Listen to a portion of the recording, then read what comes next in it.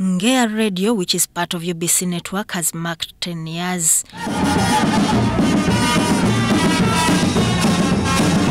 State Minister for ICT and National Guidance, Godfrey Kabyanga, officiated the event that was held at Rwenzori Square in Kasese Municipality.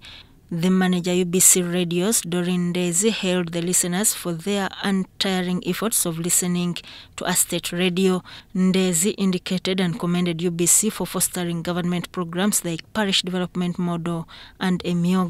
She also described the event as the biggest since the establishment of UBC in the country. We've been at the forefront of promoting the 4-acre model as the president promotes. So basically our programming on health, on nutrition, on all sectors of development. I wouldn't say that we are more to this side or that side, but we tend to balance to make sure that each person, and I think that's why with the knowledge our listeners have picked from us, they have been told, most of them, it's not just listeners groups.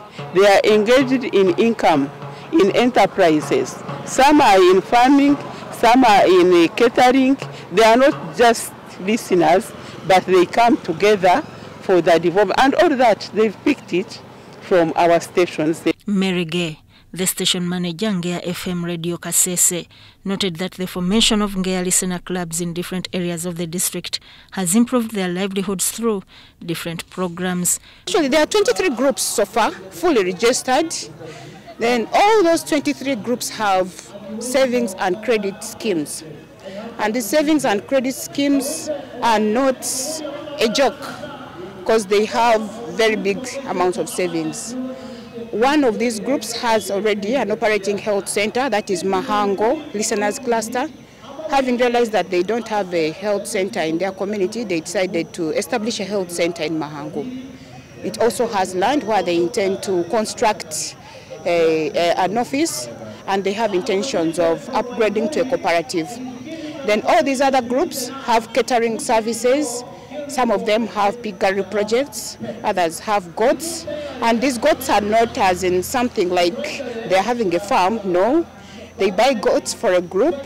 So when that goat gets a kid, you give it to another listener. The woman MP for Kasese District, Kabuhugo Florence, appreciated the work of Ngeya Radio as far as government programs are concerned. Thank government for giving us this branch, UBC Ngeya, in Kasese District. It is a radio station that has given employment to my people in the district and changed the lives of our people. But Ngeya Radio is still covering a very small area in the district.